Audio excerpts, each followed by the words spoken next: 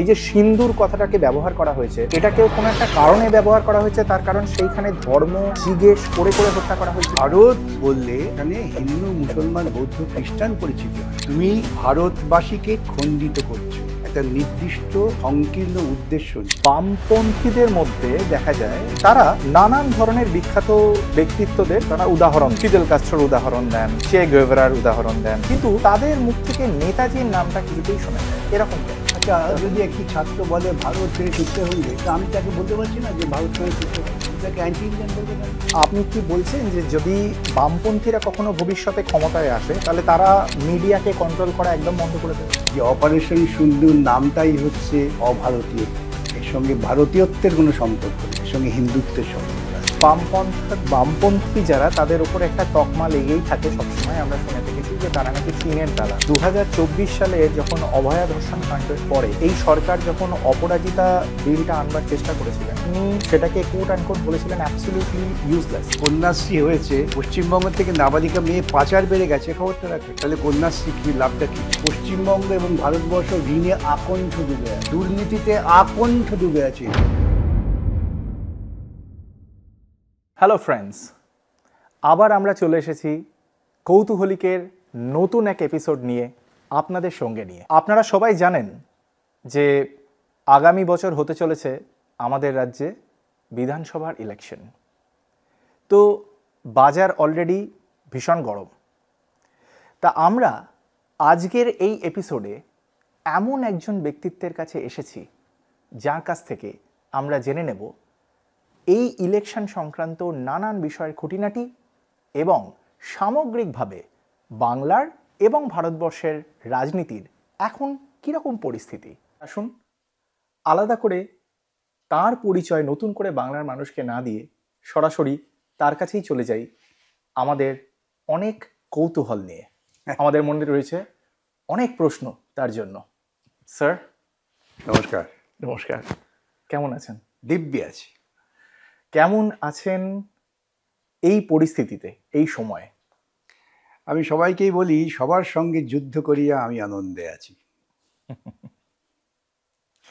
আচ্ছা স্যার, আপনার ব্যক্তিগত জীবনে আপনি কোন সত্তাটাকে বেশি প্রাধান্য দেন?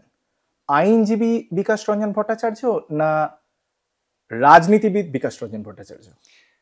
আমার আইন পেশার যে মূল লক্ষ্য উদ্দেশ্য, তার সঙ্গে আমার যে রাজনৈতিক উদ্দেশ্য, এই দুটো একই জায়গায় মিলে গিয়েছে।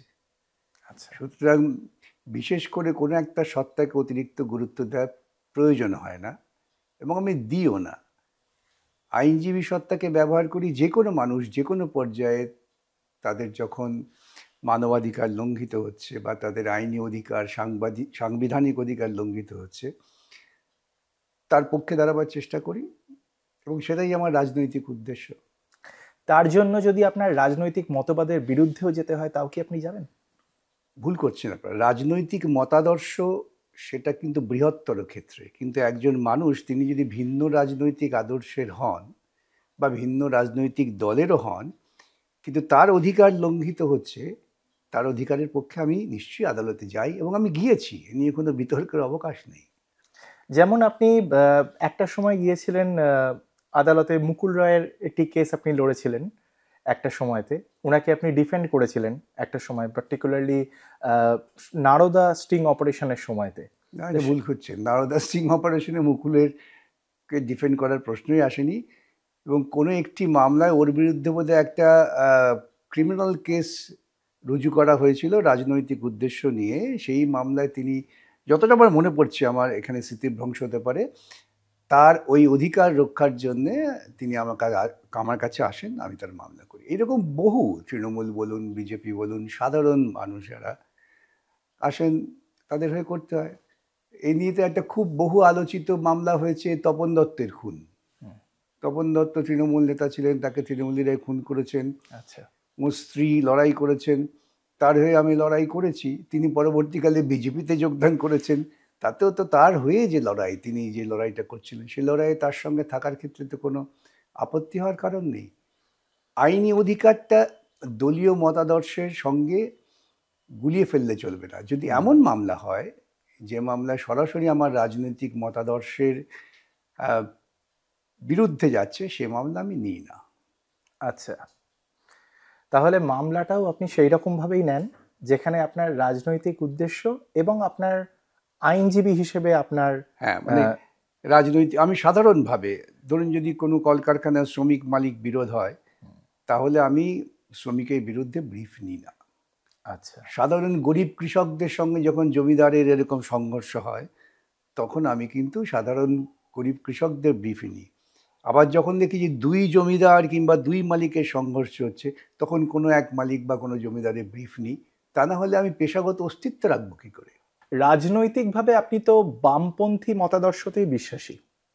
তা আহ, আপনি বামপন্থার প্রতি এত আকর্ষিত হলেন কেন? মানে বামপন্থার মধ্যে এমন কি আছে যা ভারতবর্ষের বা পৃথিবীর অন্যান্য কোনো রাজনৈতিক মতাদর্শের মধ্যে নেই?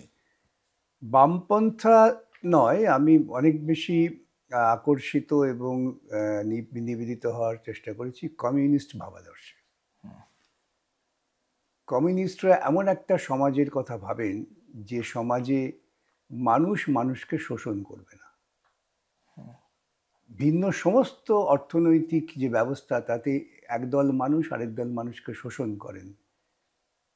আচ্ছা, এই মানুষ মানুষকে শোষণ যখন করেন তখন আমার চিরকালই মনে হয়েছে আমাদের যে ভারতীয় ঐতিহ্য, সবার উপর মানুষ সত্য তাহার উপর নাই, সেই ভাবাদর্শকে আক্রমণ করা হয়, প্রকারান্তরে ক্ষতিগ্রস্ত করা হয়। অতএব যদি মানুষই সবার উপরে হবে, সব মানুষই সমসুযোগে সমব্যবস্থায় থাকবেন, আমার ছেলে গাড়ি করে যাবে নামকরা স্কুলে আর পাশের বাড়ির ছেলেটা সে হয়তো স্কুলে যেতে পারছে না, এই ব্যবস্থাকে ভেঙে চুরে শেষ করে দিতে হবে।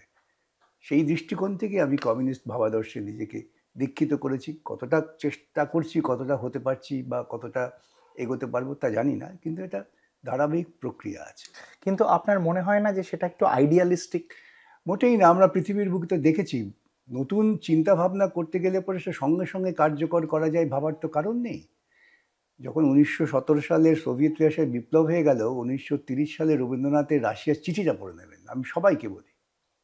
তিনি কি বলছেন যে কয়েক বছরের মধ্যে একটা দেশ সমস্ত মানুষকে স্বাক্ষর করে তুললেন। স্বাক্ষর মানে শুধুমাত্র নামসই নয়, তারা তাদের নিজেদের অধিকারটা বুঝতে পারছেন, একটাও বেকারি নেই। এবং তিনি এই আশঙ্কা করেছিলেন কিন্তু এই শিশু রাষ্ট্রকে কি টিকতে দেওয়া হবে, তার সেই দার্শনিক দৃষ্টিকোণ থেকে। এখন তো গোটা পৃথিবীর বুকে চীন দেখুন, তারা আন্তর্জাতিক মানে ঘোষিত, সেখানে কোনো দরিদ্র মানুষ নেই। আর আমার ভারতবর্ষ ক্ষুধার সূচকে পৃথিবীতে এখন সবার উপরে চলে গিয়েছে। মুখে বলছি আমরা বড় বড় কথা, তৃতীয় অর্থনৈতিক, চতুর্থ অর্থনৈতিক, আমাদের নেতাদের বক্তৃতা করার ক্ষেত্রে তো কোনো ট্যাক্স লাগে না, কিন্তু মানুষের জীবনে কি পরিণতি সে সম্পর্কে তাদের কোনো বিশ্লেষণ নেই। যে দেশে এত বড় দেশ, এত সম্পদ, সেখানে যে দেশের প্রধানমন্ত্রী বলতে লজ্জাবোধ করেন না যে 80 কোটি মানুষকে আমি বিনা পয়সায় খাদ্য যোগান দিচ্ছি, সে দেশকে নিয়ে আমি কি করে ভাববো যে এই ব্যবস্থাকে আমি ভালোবাসতে পারি, এই ব্যবস্থাকে টিকিয়ে রাখতে পারি। অথচ চীন কিন্তু আমাদের পরে স্বাধীনতা পেয়েছে। অতএব সম্ভব হয় না কেন? আমি আপনাকে আমার অভিজ্ঞতা বলতে পারি যে কিউবায় গিয়েছিলাম বহুদিন আগে। কিউবায় বিপ্লবের পর কিউবাকে তো ধ্বংস করার জন্য আমেরিকার নাকের ডগায় তো কতবার চেষ্টা করেছে। ফিদেল কাস্ট্রোকে বোধ হয় 400 না 500 বার চেষ্টা করেছে খুন করবার। সে গুয়েভারা তিনি তো বিশ্ব বিপ্লব করার জন্য বেরিয়ে গেলেন ওই মাটি থেকে। আমি গ্রামে গ্রামে ঘুরেছি, কারো কোনো কথায় আশ্বস্ত না হয়ে। আচ্ছা, সেখানে গ্রামে আমি দেখেছি তার জামা কাপড় হয়তো ছেঁড়া, স্বাস্থ্যটা চকচকে করে। আমি জিজ্ঞেস করলাম, সে বলছে আমাদের এই নতুন সরকার আসার পর আমাদের খাদ্যের ব্যাপারটা নিশ্চিত হয়ে গেছে।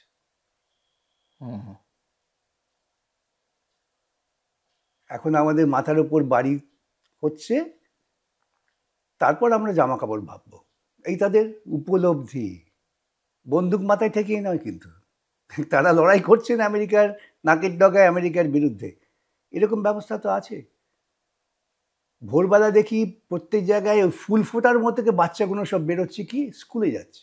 হুম। অর্থাৎ গ্রামের কোনো ছেলে মেয়ে নেই যে স্কুলে যাচ্ছে না। আমি কিউবায় গিয়েছিলাম 2002 সালে। কিন্তু স্যার হয়। মানে আপনি চীনের রেফারেন্স দিলেন, আপনি কিউবার রেফারেন্স দিলেন, এমনি বামপন্থী যারা তাদের উপর একটা তকমা লেগেই থাকে সবসময়, আমরা শুনে থেকেছি যে তারা নাকি চীনের দালাল। তা এটা দেখুন, এই সমস্ত কথা যারা বলেন না, তারা ইতিহাস পড়েন না, পড়লে বোঝেন না, বুঝলে বিকৃত করার জন্য তারা পোষিত হন। চীনের দালাল মানেটা কি? আমরা একটা ব্যবস্থাকে বলছি। আজকে ধরুন তাদের বলতে হবে ভারতবর্ষ যখন বিপদে পড়ে চীনের সঙ্গে বন্ধুত্ব করছে কেন?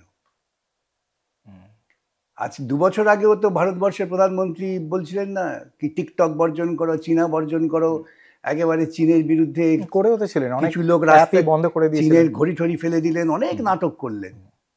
কিন্তু ভারতবর্ষ যখন আজকে বিপদগ্রস্ত হয়েছেন, তখন সবচেয়ে বেশি আস্থার বন্ধু হচ্ছে চীন। এই আন্তর্জাতিক বিশ্লেষণ সম্পর্ক করে তো পাল্টাতেই থাকে। হ্যাঁ, তাহলে সমস্ত সম্পর্কেই পাল্টাতে থাকে। মানে জানবেন আপনি, মানুষ কিন্তু এক। আমি সব জায়গায় বলি মানুষের জন্মের প্রক্রিয়া কিন্তু একই রকম। জন্মের প্রক্রিয়ার সময় কেউ আমরা আল্লাহু আকবরও বলি না, জয় শ্রীরামও বলি না, বা কনফুসিয়াসের থিওরিও বলি না। তাহলে এইটা যদি সোর্স হয়, মানুষের জন্মের প্রক্রিয়া যদি এক হয়, ইউনিভার্সাল হয়, তাহলে মানুষের ক্যারেক্টারটা ইউনিভার্সাল। তাহলে সেই ক্ষেত্রে কি এটাও বলতে হবে যে আমাদের ভারতবর্ষে পশ্চিমবঙ্গে বামপন্থীরা সরকারের নানান বিষয় বিরোধিতা করেন, কিন্তু ভারতবর্ষের প্রেক্ষাপটে আবার তাঁরাই জোট বাঁধেন, তাহলে এখানেও কি ওই সম্পর্কের পরিবর্তনটাই না, হচ্ছে না? আপনার প্রশ্নটা বোঝা গেল না। পশ্চিমবঙ্গে বামপন্থীদের যে অবস্থান, গোটা ভারতবর্ষ জুড়ে বামপন্থীদের একই অবস্থান। কিন্তু ঘোষিতভাবে আপনার যাদের বিরোধিতা করেন এই রাজ্যে, আমি আবারও বলি, আপনাকে ব্যাখ্যা করে দিচ্ছি, বামপন্থীদের অবস্থান এক আছে, বরং অন্যান্য দলগুলো তাদের অবস্থান পরিবর্তন হচ্ছে। আমরা বামপন্থীরা যতই ক্ষুদ্র হই না কেন, আমাদের ধারাবাহিক সিদ্ধান্ত এবং বক্তব্য হচ্ছে যে বাম গণতান্ত্রিক শক্তির একটা ঐক্য গড়ে তুলতে হবে। আর এখন তো দেশ প্রকৃতপক্ষে ফ্যাসিবাদের মুখোমুখি দাঁড়িয়ে আছে। আপনারা আমার এই বক্তব্য শোনার পর আপনাদের এটাকে আদৌ চলতে দেওয়া হবে কিনা নিয়ে সন্দেহ হয়ে যেতে পারে। আপনাকে থানায় ডেকে বলতে পারে আপনারা এটা ডিলিট করুন। এই জায়গায় ভারতবর্ষ পৌঁছে গিয়েছে। তো এই সমস্ত এই যে ব্যাপক একটা শক্তি যা মানুষের মূল স্বাধীন মতামত প্রকাশের অধিকার থেকে কেড়ে নিতে চাইছে, তার বিরুদ্ধে বাম এবং গণতান্ত্রিক শক্তিকে এক হতে হবে। পশ্চিমবঙ্গে তৃণমূল এবং বিজেপি তারা একই লক্ষ্যে কাজ করছেন। আমাদের লড়াইটা কিন্তু তাদের দুজনের বিরুদ্ধে, এবং আমাদের লড়াইটা দেশব্যাপীও ওই শক্তির বিরুদ্ধে। এরা বরং এইখানে ওদের সঙ্গে আছি, ওখানে বিরোধিতা করছি, এই নাটকটা করছেন। আমরা অবস্থানটা ঠিক। কিন্তু আপনারা তো যাদেরকে ফ্যাসিবাদী বলছেন তারাই তো আপনাদের হাত ধরছে কোথায় ভারতবর্ষের প্রেক্ষাপটে। আপনারা যখন ইন্ডিয়া জোট করলেন, তারা হাত ধরছে না, মানে আমরা বলতে গেলে INDI এ জোট যখন আমরা হলো, হাত দিয়ে ধরছি না। তারা তাদের নিজেদের অস্তিত্বের স্বার্থে আমাদের দিকে আসার চেষ্টা করছেন। আমরা আমাদের যে অবস্থান পরিষ্কার, বুঝতে পেরেছেন না? মেসি যখন গোলটা দেবে, মেসির অবস্থান পরিষ্কার। কে মেসিকে বল বাড়ালো এটা মেসির বড় কথা নয়, সে বল পেলে গোলটা দেবে। তার লক্ষ্য হচ্ছে ওই 3 কাঠিতে গল ফেরা। ভারতবর্ষের পক্ষে বাম শক্তি সেটাই কাজ করছে। আচ্ছা, আমার খুব জানতে ইচ্ছা করছে আপনি বাড়িতে কি ধরনের খাবার খেতে পছন্দ সব করেন? খাবার, মানুষ যা খায় সব, মানে নন ভেজ, ভেজ সব হ্যাঁ, রকম। সব মাংস খাবার। খেতে ভালোবাসেন? নিশ্চয়ই। মাংস খাওয়ার কথাতেই মনে পড়ে গেল, আপনারা মানে আপনি বিশেষত একটা সময় সেকুলারিজম সেলিব্রেট করবার জন্য সর্বসমক্ষে আপনারা গোভক্ষণ করেছিলেন। তা আমার প্রশ্ন হচ্ছে যে আপনি গোভক্ষণ করলেন, কিন্তু আপনি আপনারই দলের নেতা মোহাম্মদ সেলিমকে দিয়ে আপনি শূকরের মাংস ভক্ষণ করাতে পারলেন না, বা আপনি নিজেও তা করলেন না। তাহলে এটা কি বলা যেতে পারে যে এটা সিলেক্টিভ সেকুলারিজম? আপনার যে প্রশ্নটার মূল ভিত্তিটাই ভুল। আপনাদের বোধহয় মনে আছে যে উত্তরপ্রদেশে আখলেক বলে একজন মুসলিম সম্প্রদায়ের মানুষ, তার বাড়িতে ফ্রিজে নাকি গরুর মাংস রাখা ছিল, সেই জন্য মুসলিম বিরোধী উগ্র হিন্দুত্ববাদীরা তাকে গিয়ে পিটিয়ে মেরেছিলেন। বিষয়টা এইটা। সেই বিষয়টা থেকে কিন্তু দৃষ্টি ঘোরাবার জন্য মিডিয়া অন্য কথা বলছে। আমাদের প্রতিবাদ ছিল যে কেউ গরুর মাংস রাখলে, গরুর মাংস খেলে হিন্দুত্বের কিছু যায় আসে না। সেকুলারিজম কি? সেকুলারিজম অন্য ভিন্ন কথা। 1 নম্বর, সেই জন্যেই আমরা গরুর মাংস, আমি একা নই, অনেকেই খেয়েছিলাম। এটা প্রমাণ করবার জন্য, দেখো জাত কোথা দিয়ে পালিয়ে গেল না। জাতের নামে বজ্জাতি সব চলছে, সেটাকে বন্ধ করো। একটা মানুষকে পিটিয়ে খুন করে দিল ভারতবর্ষের মাটিতে। মানবতা বোধ কোথায় গিয়েছে? সেটাকে আড়াল করবার জন্যে ওরা বললেন আপনি খেয়েছেন, ও কেন খাবে না? আচ্ছা, সেলিম বাড়িতে যা খায় কি রোজ আমি তাই খাই নাকি? বা আমি যা বাড়িতে খাই আপনি তা খান নাকি? তাহলে সেই খাওয়াটা মূলত প্রতীকী ছিল। আমাকে শেষ করতে দিন। সুতরাং এই যারা আতঙ্কিত হয়ে পড়লেন যে সাধারণ মানুষের মধ্যে তো ভুলভ্রান্তি কেটে যাবে, আমি তো চ্যালেঞ্জ করেছিলাম যে আপনারা দেখান হিন্দু ধর্ম বা শাস্ত্র বলতে আপনারা যা বোঝান, কোথায় বলা আছে গরুর মাংস খাওয়া যাবে না। আগে ব্রাহ্মণরাই গরুর মাংস খেতেন, এটা কি জানেন? আচ্ছা, এবং এটা আমি আপনাকে আমার একটা অভিজ্ঞতা বলি। এটা কি কোনো রেফারেন্স রয়েছে? হ্যাঁ, আর যে কোনো বেদ, উপনিষদ, রামায়ণ, মহাভারত সর্বত্র পাবেন। আচ্ছা, এটার জন্য খুব বেশি খাটতে হবে না। ব্রাহ্মণরা এটা কখন নিজেদের পার্থক্য করলেন? যখন দেখলেন যে এই গরুর মাংস তো ওই নিচুর তলার যারা শূদ্র তারাও খাচ্ছে, সবাই খাচ্ছে, একটা সস্তার প্রোটিন। বৈজ্ঞানিকভাবে আপনার শরীরের বৃদ্ধির জন্য প্রোটিন দরকার। সেটা বহু পরে ব্রাহ্মণরা আমরা ভিন্ন এটা প্রমাণ করার জন্য তারা বললেন আমরা গরুর মাংস খাই না। এছাড়া তো কোনো কারণ নেই। কিন্তু আপনি যখন এটা ভক্ষণ করলেন তখনও কি আপনার কি একবারের জন্য মনে হয়নি যে আপনারই তো দলের মধ্যে এমন অনেক কর্মী রয়েছেন যারা হয়তো হিন্দু, মানে যারা হয়তো বামপন্থী রাজনীতি করেন কিন্তু বাড়িতে হয়তো তারা পুজো আচ্ছাও করেন, তারা হয়তো হিন্দু, বাড়িতে তাদের সেই হিন্দুদের যে কালচারগুলো রয়েছে বা রিচুয়ালস যেগুলো রয়েছে সেগুলো হয়তো তারা পালন করেন। তা আপনি যখন গোভক্ষণ করলেন তখন কি আপনার এতটুকু মনে হয়নি যে হয়তো আমার দলেরই অনেক হিন্দু কর্মীদের মনে আমি আঘাত দিচ্ছি? আমি বরং উৎসাহিত হয়েছিলাম যে এর মধ্য দিয়ে যারা নিজেরা খাদ্যের সঙ্গে ধর্মের সম্পর্ক করেন তারা নতুন করে ভাবতে শুরু করবেন যে মানুষের খাদ্যাভ্যাসের সঙ্গে ধর্মের কোনো সম্পর্ক নেই। ধর্ম এত ছোট নয় যে খাদ্যে এসে আটকে থাকবে। এরপর তো তাহলে ধর্ম এসে আটকে থাকবে জামা কাপড়ে। কিন্তু সত্যি কি তা হলো? নিশ্চয়ই। প্রত্যেকেই এই যে এত আলোচনা হচ্ছে, এইটা ঘটার পর তো যা আলোচনা হচ্ছে, আমি দক্ষিণ ভারতে এক ভদ্রলোক, তিনি ঐতিহাসিক, তিনি নাম উল্লেখ করে লিখেছেন, এই কথাই বলেছেন যে উনি এরকম একটা কাজ করলেন যেটা অত্যন্ত প্রয়োজনীয়। সেক্ষেত্রে ওই বাম মনস্ক অনেকেই এটার বিরোধিতা করেছেন না বুঝে। ব্রাহ্মণিজম বলে একটা বই আছে, দেখবেন আমার ঐতিহাসিক ভদ্রলোক যিনি ফরওয়ার্ড লিখেছেন, আমি জানতাম না, আমি ব্রাহ্মণিজমটা পড়তে গিয়ে ফরওয়ার্ডে দেখেই উল্লেখ করা আছে কথা। আচ্ছা, সবাই ভাবছে তো, বহু জায়গায় বহু মিটিংয়ে আমাকে মোকাবিলা করতে হয়েছে, ভাবুন না। এবং দেখুন, আমি বলছি দেখুন আপনারা কোথায় বলা আছে। আগে অতিথিকে বলা হতো গগ্ন, কেন জানেন? অতিথি এলেই গরুর হত্যা করে গরুর মাংস খাওয়ানো হতো, এটা শাস্ত্রে আছে। আমরা শাস্ত্রের মধ্যে অশ্বমেধ যজ্ঞেরও উল্লেখ পাই। রাজেন্দ্রলাল মিত্রর লেখা বহু পুরনো বই, কত বড় ইন্ডোলজিস্ট, তিনি তার বইয়ে তো বারে বারে দেখিয়েছেন। সুকুমারী ভট্টাচার্য বারে বারে দেখিয়েছেন। এবং আরও ইন্টারেস্টিং কি জানেন তো, জীবনে অভিজ্ঞতা হয়, এই ঘটনা ঘটার পর যখন পরের দিন পত্রিকা তারা আসল বিষয়টা থেকে সরে গেলেন, এমন একটা ভাব দেখালেন যে আকলেককে মেরেছে, বেশ হয়েছে, তুমি কেন গরুর মাংস খেলে, এটাই একটা প্রতিবাদ্য হয়ে গেল। আমাকে এক ভদ্রমহিলা ফোন করলেন শ্রীরামপুর থেকে। তিনি এক স্কুলের শিক্ষিকা। তিনি আমাকে ফোন করে বলছেন আমি আপনাকে অনেক তথ্য দেব রামায়ণ মহাভারত থেকে, আপনি ভাই একটু বিচলিত হবেন না। একজন মহিলা শিক্ষিকা, চিন্তা করেন। আমি তো তাকে চিনি না, তিনি স্বতঃপ্রণোদিত হয়ে আমার ফোন নাম্বার জোগাড় করে, তখন মোবাইল ছিল না, তখন ছিল আমার এই ডেস্ক টেলিফোন যাকে বলা হয়, কেন করলেন ভদ্রমহিলা? এই জন্যই করলেন যে সমাজে সুস্থ চিন্তার, র্যাডিক্যাল চিন্তার, র্যাশনালি ভাবার সময় এসে গেছে। আমরা ক্রমশ ক্রমশ র্যাশনালিটি হারিয়ে ফেলছি। কিন্তু দেখা গেল যে আলটিমেটলি প্রায় ৩৪ বছরের রাজত্বের পরে আলটিমেটলি বামপন্থীরা ক্ষমতাচ্যুত হলেন, এবং তারপর থেকে অনেক রকম স্ট্রাগল চলছে, কিন্তু কোনোভাবেই আর ক্ষমতায় আসতে পারছেন না।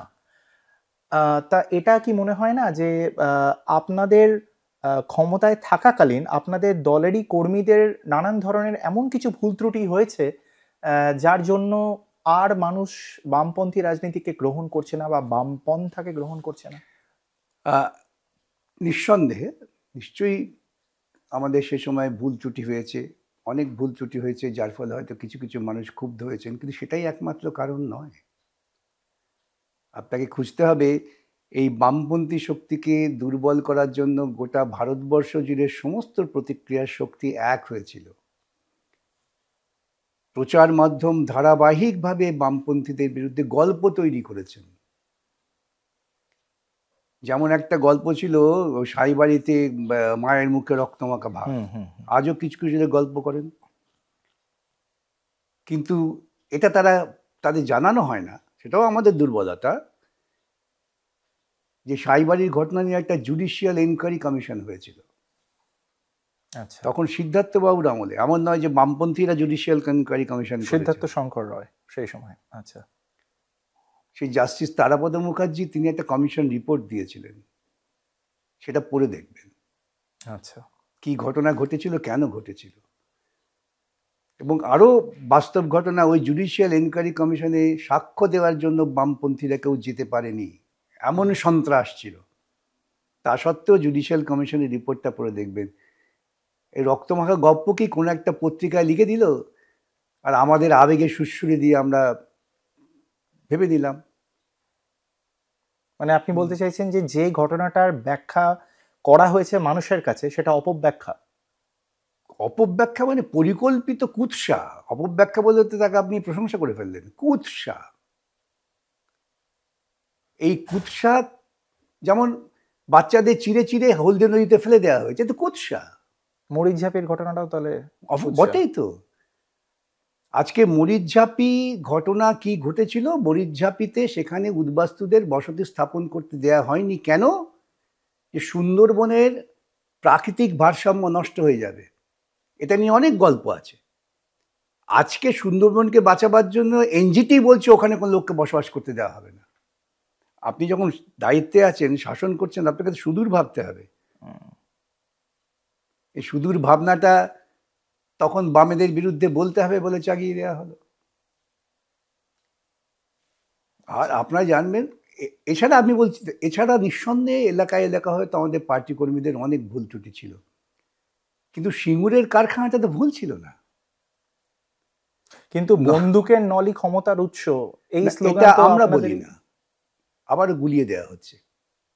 এটা যারা বলেন তারা চেয়েছিলেন মমতা ক্ষমতায় আসুন। বন্দুকের নল ক্ষমতার উৎস, এটা যে কমিউনিস্ট পার্টির আদর্শের সঙ্গে আমি নিজেকে লালন পালন করি সেই দল কখনোই বলেনি। তার মানে আপনার বামপন্থী রাজনীতির মধ্যেও বিভাজন রয়েছে, মানে বিভিন্ন দৃষ্টিভঙ্গি আছে, এক এক কর্মীর এক এক রকম আছে। তো আজকে ধরুন যারা সেখানে তখন উগ্র বামপন্থার মধ্যে যারা ছিলেন তারা এই ধরনের স্লোগান দিয়েছেন, আল্ট্রা লেফট তারা স্লোগান দিয়েছেন চীনের চেয়ারম্যান আমাদের চেয়ারম্যান, এবং তারাই পরবর্তীকালে বিজেপি তৃণমূলের সঙ্গে আঁতাত করেছেন, এবং তাদের ওই স্লোগান বিজেপি তৃণমূল আমাদের বিরুদ্ধে ব্যবহার করছে। আপনাকে দেখলে বিশ্লেষণ করতে হবে, অঙ্কের মতো সিঁড়ি ভাঙা অঙ্ক ছেলেবেলায় করেছেন। সিঁড়ি ভাঙতে ভাঙতে উঠুন, আপনি সিদ্ধান্তে পৌঁছে যাবেন। মনে আছে যখন সিঙ্গুর কারখানাকে এখান থেকে তুলে নিয়ে গেলে উপহার দেওয়া হলো কাকে? বিজেপিকে, গুজরাটে। গুজরাট আজকে ঝলমল করছে, আর আমার সিঙ্গুরের ছেলেগুলো সেখানে কাজ করতে যাচ্ছে। আর এখানে কারখানা করতে দেবো না বলে কারা লড়াই করেছিলেন? সামনে ওই মহিলা ছিলেন, পেছনে রাজনাথ সিং ছিলেন, বিজেপির তখন সভাপতি বোধহয়, আর অন্য সব দল ছিলেন, কিছু পরিচিত কৃতি মানুষ ছিলেন। নয়াচারে আমাদের কেমিক্যাল হাব হলো না, কেমিক্যাল হাব হলে নাকি সাংঘাতিক কাণ্ড হয়ে যাবে, সবার জমি টমি চলে যাবে, অনেক কিছু প্রচার হলো।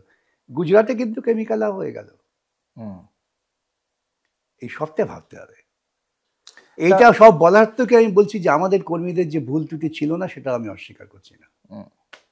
তা এই যে ধরুন একটা বলা যেতে পারে একটা যুগান্তকারী আন্দোলন সেই সময় হয়েছিল, যে সময় সিঙ্গুরের কারখানা গড়া নিয়ে এই সমস্যাটা চলছিল। তা আপনার কি মনে হয় না যে এই যে সিঙ্গুর থেকে কারখানাটা চলে গেল, টাটার মতো এত বড় একটা ইন্ডাস্ট্রিয়ালিস্ট, তা উনি যে এখান থেকে চলে গেলেন, তা আপনার মনে হয় না কি যে ব্যাপারটাকে একটু অন্যভাবেও ডিল করা যেত? বা আপনি যদি সেই সময় মুখ্যমন্ত্রী হতেন তাহলে আপনি কিভাবে এই ব্যাপারটা? আমি আপনাকে বলি, খুব সঙ্গত প্রশ্ন করেছেন। বুদ্ধদেব ভট্টাচার্য অত্যন্ত গণতান্ত্রিক উদারমনস্ক মানুষ বলেই ওখানে বিক্ষোভ করতে দিয়েছিলেন। আমি থাকলে ওই চত্বরে বিক্ষোভ করতে দিতাম না। উনি বিশ্বাস করেছিলেন, উনি আমাকে নিজে বলেছেন যে বিরোধী দল নেত্রী তিনি ওখানে যাচ্ছেন, আমি কেন বাধা দেব? ন্যাশনাল হাইওয়ে দিনের পর দিন আটকে বসে আছেন। ওর উদারতা, গণতান্ত্রিক মূল্যবোধকে ব্যবহার করে ধ্বংসাত্মক আন্দোলন হয়েছে। যুগান্তকারী ব্র্যাকেটে ধ্বংসাত্মক আন্দোলন। আজকে পশ্চিমবঙ্গে কোনো কলকারখানা হচ্ছে না, সব সময় ওইটাই দৃষ্টান্ত সবাই রাখে। পশ্চিমবঙ্গে কলকারখানা হচ্ছে না সেটা ঠিকই, কিন্তু অ্যাট দ্য সেম টাইম আমরা এটাও দেখতে পাচ্ছি যে পশ্চিমবঙ্গে যতবার এসএসসি হচ্ছে বা মানে টিচার্স রিক্রুটমেন্ট এক্সামিনেশনগুলো যখনই হচ্ছে, প্রত্যেকবার একটা করে এক্সামিনেশন হয়, প্রত্যেকবার আপনি সেখানে বাধা দেন। মানে আপনি আইনি লড়াই নিয়ে সেখানে জড়িয়ে পড়েন এমনভাবে যে চাকরি প্রার্থীরা নিজের বয়সকাল পেরিয়ে যায়, তারা আর চাকরি পেতে পারে না। আচ্ছা বলুন তো, মামলাটা করতে কারা আসছেন? চাকরি প্রার্থীরাই। চাকরি প্রার্থীরা আসছেন। কেন আসছেন তারা মামলা করতে? তারা তো চাকরি প্রার্থী। এই জায়গাটা ভাবতে হবে। কোনো লোক যদি মামলা করতে না আসেন তাহলে তো উকিলের প্রয়োজন নেই। যে যোগ্য মানুষ যারা দেখলেন দুর্নীতির জন্য তারা বঞ্চিত হয়েছেন, তারা মামলা করতে এসছেন আদালতে। তা এই যে ধরুন মানে সম্প্রতিকালে আমরা দেখতে পেলাম যে প্রায় 26,000 শিক্ষক শিক্ষিকারা তাদের চাকরি হারালেন। অনেকেও তার মধ্যে যোগ্যও ছিল, আবার অযোগ্যও ছিল। তা আপনার কি মনে হয় না যে যারা প্রকৃত অর্থে যোগ্য ছিল আপনি তাদের কাছে ভিলেন হয়ে গেলেন? প্রথম কথা বলি, এই ন্যারেটিভটা যোগ্য অযোগ্য তৈরি করেছেন মমতা। প্রশ্নটা কিন্তু যোগ্য অযোগ্যের নয়, প্রশ্নটা হচ্ছে দুর্নীতিমূলক প্রক্রিয়ার। চাকরিটা গিয়েছে দুর্নীতিমূলক প্রক্রিয়ার জন্যে। ভারতবর্ষের সংবিধান মানুষের মধ্যে যে সমতার অধিকার দিয়েছেন, সেই অধিকারটা লঙ্ঘিত হওয়ার জন্য। সবাই যোগ্য। তাদের মধ্যে দেখা গেছে যে কিছু লোক তারা সরাসরি টাকা পয়সা দিয়ে চাকরি বাকরি কিনেছেন। মমতা তাদের অনুপ্রাণিত করেছেন যে টাকা দাও, চাকরি নাও। আর কিছু লোক হয়তো সরাসরি ওটা করেননি, কিন্তু এই প্রক্রিয়ার সঙ্গে আছেন, সেই জন্য তাদের চাকরি গিয়েছে। আচ্ছা, এরকম এটা হচ্ছে একটা প্রাতিষ্ঠানিক দুর্নীতি। আমরা কিন্তু সেটাকে দুর্বল করে দিচ্ছি। এরা খুব সুদূর প্রসারী একটা প্রতিক্রিয়া হয়। একটা সরকারি প্রতিষ্ঠান যখন দুর্নীতির সঙ্গে যুক্ত হয়ে পড়ে, পরিকল্পিত দুর্নীতি, তখন সমাজ যে কত বড় ক্ষতিগ্রস্ত হয়, এটা যারা ক্ষতিগ্রস্ত হচ্ছেন তারা উপলব্ধি না করলে খুব মুশকিল। এখান থেকে দৃষ্টি ঘোরাবার জন্য বলে দেওয়া হলো যোগ্য অযোগ্য। আমি বলি সবাই যোগ্য। যারা যোগ্য তারাই তো চাকুরির জন্য দরখাস্ত করেছিল, অযোগ্য হয়তো করতে পারতেন না। তুমি যে নিয়োগকর্তা, তুমি দুর্নীতি করে এদের কালিমা লিপ্ত করেছো। এখন যেহেতু মামলা করে দুর্নীতিটা আমি সামনে আইনগত দিক থেকে দেখিয়ে দিয়েছি, অতএব আমার বিরুদ্ধে গালাগালি করছেন, করুন, খুব ভালো। আমি গালাগালি শুনতে শুনতে আমি বহুদিন স্কুল কলেজ জীবন থেকে এর অনেক গালাগালি শুনি, কেন আমি প্রচলিত চিন্তার বিরুদ্ধে কাজ করি, গালাগালি শুনি, শুনবো, ওতে কি আছে, কিন্তু সত্য তো প্রতিষ্ঠিত হবে। কিন্তু আপনি কি একদম অস্বীকার করতে পারেন যে এরকম দুর্নীতি বামপন্থী বামপন্থীরা যখন শাসনে ছিলেন তখন এরকম দুর্নীতি হয়নি, একদম হয়তো মিডিয়া না থাকার কারণে। কে বললো মিডিয়া ছিল না? এই গল্পটা কোথায় পেলে? মিডিয়া ছিল না, অতটা হয়তো অ্যাক্টিভ ছিল না প্রিন্ট সেই মিডিয়া। সময়। শুনুন, উল্টো ছিল। প্রিন্ট মিডিয়া যা বেরিয়ে যেত তার পাল্টা কথা বলা যেত না। এখন সোশ্যাল মিডিয়া হতে পাল্টা বক্তব্যটা আসছে, তাই তাদের ভয়। অনেকে বলে নাকি চিরকুটে নাম লিখে সেই সময়। তা আমি তো বলেছিলাম যে আপনারা দু চারটে, এখন তো 14 বছর 15 বছর ক্ষমতায় আছেন, তো খুঁজতে পারেন। তা আচ্ছা, অয়ন চিরকুটে নাম পেয়েছে, বিমল চিরকুটে চাকরি পেয়েছে, তাদের বিরুদ্ধে ব্যবস্থা নিলেন না কেন? এটা আরেক বড় দুর্নীতি। আমি যখন প্রশাসনিক ক্ষমতায় আছি, আমার তো প্রাথমিক কাজ প্রশাসনকে দুর্নীতি মুক্ত করা। আমি জানি কয়েকজন আছেন দুর্নীতির ফলে ফললাভ করেছেন, আমি তাদের লালন পালন করলাম, এটা আরেক বড় দুর্নীতি। আমি তো খোলা অফার দিয়েছিলাম যে আপনি দিয়ে দিন তাদের লিস্ট, আমি তাদের বিরুদ্ধে মামলা করে সরিয়ে দেব। কেউ তো দায়িত্ব নিল না, কেউ তো এসে বললো না যে এই 25 জন আমরা পেয়েছি দুর্নীতিগ্রস্ত। এই অনুপ্রবেশের মতো হাজার হাজার লোক, আমি 100টা লোকের নাম দিই, 100টা লোকের নাম দিন, আপনাদের কিছু করতে হবে না, আমি আমার দল নিয়ে খুঁজে বার করবো এই 100টা লোক কোত্থেকে এসছেন, কবে এসছেন, কেন এসছেন। কিন্তু আসলেই কি অনুপ্রবেশ হয়নি? আমরা তো দেখতে পাচ্ছি এই এসআইআর চলাকালীন বহু মানুষ পালাচ্ছেন এখান এটা থেকে। গল্প কথা, কারা পালিয়েছে খুঁজেছেন? পালালো কি করে? আর এটাও তাহলে গল্প ব্যাপার। আমার দেশ থেকে লোক সীমান্ত পার হয়ে চলে যাচ্ছে নির্বিঘ্নে, বিনা বাধায়। এই ন্যারেটিভগুলো মিডিয়া তৈরি করে, মিডিয়া তৈরি করে মানুষকে আতঙ্কিত করে। আতঙ্কিত কেন করে জানেন? দেখো, আমাকে ভোট দাও তবে কিন্তু তুমি নিরাপদে আছো, আমি ক্ষমতায় আছি, সিপিএম ক্ষমতায় নেই, মনে থাকে জানো? আমি আজকে সকালেই বিভিন্ন জায়গায় গিয়েছিলাম এরকম ভোটার লিস্ট সংশোধনের ব্যাপারে সাহায্য হচ্ছে তাই দেখতে, শিবিরে প্রান্তিক মানুষ। আপনার আমার কিছু হবে না। যে মানুষটা ঝড়ে জলে বন্যায় যার ঘর প্রতিদিন ভেঙে যাচ্ছে, সে বেচারা ভোটের অধিকারটা হারাবে। যে বেচারা দুবেলা দুমুঠো মা বাপকে খাওয়াবার জন্য এখান থেকে মণিপুরে চলে যাচ্ছে কাজ করতে, আমার সিঙ্গুরের যে ছেলেটা সানন্দে চলে যাচ্ছে কাজ করতে, তারা ক্ষতিগ্রস্ত হবে। তাদের ভয় দেখিয়ে বলা হবে দাও। আচ্ছা, এত হই হই হলো, বিহারে তো এসআইআর হলো, কটা ঘুষপেটিয়া পেয়েছেন অমিত শাহ? মানে অনুপ্রবেশের তত্ত্ব মমতা জন্ম দিয়েছেন, সেটা কিন্তু অমিত শাহ লালন পালন করছেন। কটা ঘুষপেটিয়া পেয়েছেন? আচ্ছা, পশ্চিমবঙ্গে ধরুন, আপনি যদি বললেন খুব খুঁজে পেতে আপনি 1000 লোক যদি বার করতে পারেন, আমি আপনাকে মিষ্টি খাওয়াবো 1 লক্ষ টাকার। কিন্তু এটা তো প্রচার হচ্ছে যে বহু এই প্রচার, মানুষকে পাওয়া যাচ্ছে। এইটাই এসছে, এই প্রচারের জগতেই আমরা হেরে যাচ্ছি। আপনি যে কথাটা বললেন সেটা 90 দশকে নোয়াম চমস্কি বলেছিলেন, অত বড় বিশ্ববন্দিত পণ্ডিত, যে বর্তমান সময়ে ডেমোক্রেসি চলছে না, চলছে মিডিয়াক্রেসি। মিডিয়া এত প্রচার করে, এবং সেই মিডিয়াগুলো কারা নিয়ন্ত্রণ করে? ভারতবর্ষের যে মেইন স্ট্রিম মিডিয়া, যাদের গদি মিডিয়া বলা হয়, তাকে নিয়ন্ত্রণ করছে আদানি আম্বানি। তারা কি ভাববেন যে তাদের স্বার্থের বিরুদ্ধে কথা বলবে? বলবে না তো। মিডিয়াতে দেখতে পাচ্ছেন যে এই যে 3 কোটি টাকা খরচা করে আরএসএস বিদেশে একজন লবি করবার জন্য এজেন্ট নিয়োগ করেছে। ইডি কেন আরএসএস টাকা পেল কোথায়? আরএসএস তো একটা, ওরা বলে থেকে অ্যাসোসিয়েশন অফ পার্সনস, তাদের লবি করার জন্য টাকা লাগবে কেন? খোঁজ করছে না তো। মানে আপনি কি বলতে চাইছেন যে আপনি আপনার এই মিডিয়ার বিরুদ্ধে 2 দিন বাদে হয়তো ইডি হানা হবে। না, আপনি কি বলছেন যে যদি বামপন্থীরা কখনো ভবিষ্যতে ক্ষমতায় আসে তাহলে তারা মিডিয়াকে কন্ট্রোল করা একদম বন্ধ করে দেবে? ছিল তো, কন্ট্রোল করেছিল কি? মানে এখন কি কোনো মিডিয়া হাউস নেই যাকে বামপন্থীরা কন্ট্রোল করছে না, বা কোনো রকম কোথায় কি? কোথায় দেখান, কোথায়? 34 বছরে কোনো মিডিয়া বলতে পারবে যে তার সম্পাদককে ডেকে মুখ্যমন্ত্রী বলেছেন যে এই খবর ছাপবেন না? আমার কাছে তো মিডিয়া যারা জার্নালিস্ট তারা এসে রিপোর্ট করেন,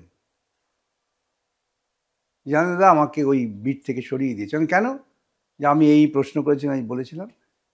এডিটর বলছেন তোমাকে আর যেতে হবে না। ছোট ছোট পোর্টাল, তাদের থানায় ডেকে ধমক দেওয়া হচ্ছে এইটা ডিলিট করুন। এমন কথা বলা হয় আমার নাম করে, ওর কাছে কিন্তু যাবেন না। কেন? একটা ছোট ছোট পোর্টাল, তারা যদি তাদের কথা বলে। আসলে এখন সোশ্যাল মিডিয়া হওয়াতে, আপনার থাকাতে আমাদের একটা সুবিধা হয়েছে, আমাদের কথাগুলো পৌঁছচ্ছে। প্রিন্ট মিডিয়ার সমস্যা ছিল না। সম্পাদকের কলমে একটা চিঠি পাঠালে আপনি যদি 33 কলমের চিঠি লিখেন, সেটা কেটে 3 কলম দিয়ে ছাপিয়ে দিত। তারপর আপনি তার পেছনে দৌড়ন। সুতরাং তখন বরং বাম আমলে প্রচারটা একমুখী ছিল, এখন তবু বহুমুখী প্রচার ব্যবস্থা আছে। আচ্ছা, আপনি তো একদম ছাত্র জীবন থেকেই রাজনীতির মধ্যে প্রবেশ করেছেন, একদম ছাত্র রাজনীতি থেকেই আপনার উঠে আসা, গ্রাসরুট লেভেল থেকে। তা সেই ক্ষেত্রে আপনি দীর্ঘকাল ধরে রাজনীতি করেছেন, আইনজীবীর পেশার মধ্যেও থেকেছেন। এই সামগ্রিকভাবে আপনাকে যদি জিজ্ঞেস করি যে পশ্চিমবঙ্গের রাজনীতির কি প্রোগ্রেসিভ হয়েছে নাকি রিগ্রেসিভ হয়েছে, আপনি কি বলবেন? পশ্চিমবঙ্গ শুধু নয়, গোটা ভারতবর্ষেই রাজনৈতিক পরিবেশটা গণতন্ত্র বিরোধী হয়ে গেছে। যদি আপনারা আন্তর্জাতিক যে মূল্যায়ন হয় সেখানে দেখেন, আগে ছিল ভারতবর্ষ লিবারেল ডেমোক্রেসি হিসেবে তার একটা পরিচয় ছিল। এখন ভারতবর্ষকে কিন্তু লিবারেল ডেমোক্রেসি বলছে না। সেখানে ফ্রিডম অফ প্রেস নেই। ফ্রিডম অফ প্রেসের যে গ্রেডেশন, সেখানে ভারতবর্ষ একেবারে তলার দিকে চলে এসছে। হাঙ্গার ইন্ডেক্সে আমরা তলায় চলে গেছি। আচ্ছা,